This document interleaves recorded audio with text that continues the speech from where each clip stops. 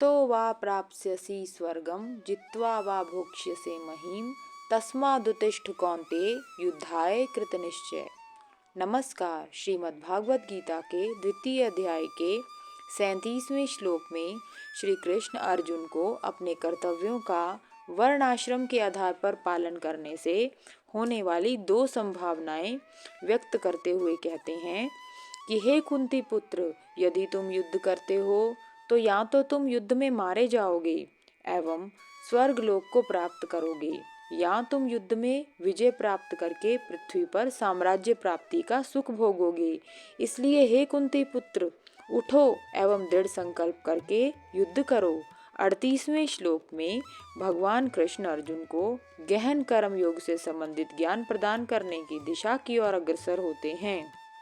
वे कहते हैं कि हे अर्जुन, तुम कर्तव्य पालन करने के लिए युद्ध करो तथा युद्ध से मिलने वाले सुख दुख लाभ हानि को एक समान जानो।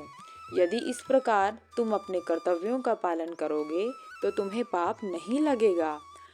39वें श्लोक में भगवान कृष्ण कहते हैं कि अभी तक मैंने सांख्य योग अथवा आत्मा की प्रकृति के संबंध में विश्लेषण किया है। अब मैं ज्ञान योग अथवा बुद्धि योग को प्रकट करने जा रहा हूँ। वे अर्जुन को पार्थ कहकर संबोधित करते हुए कह रहे हैं कि यदि तुम बुद्धि योग के आधार पर कर्म करोगे तो तुम अवश्य ही कर्म के बंधन से मुक्ति पाने में सक्षम हो पाओगे। सांख्य शब्द सा धातु से बना है। सा का अर्थ है पूर्ण, ख्य का अर्थ है जानना। यह 6 दर्शनों में से एक दर्शन है जिसमें ब्रह्मांड के तत्वों की गणना की गई है।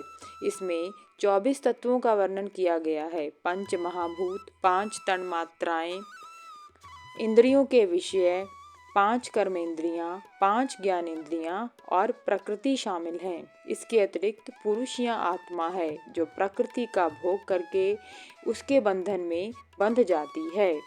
ओम नमो भगवते वासुदेवाय नमः। धन्यवाद।